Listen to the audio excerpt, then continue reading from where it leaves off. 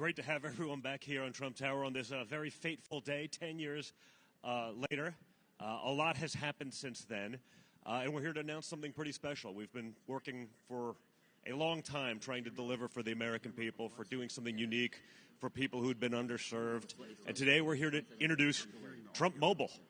We've partnered with some of the greatest people in the industry to make sure that real Americans can get true value from their mobile carriers.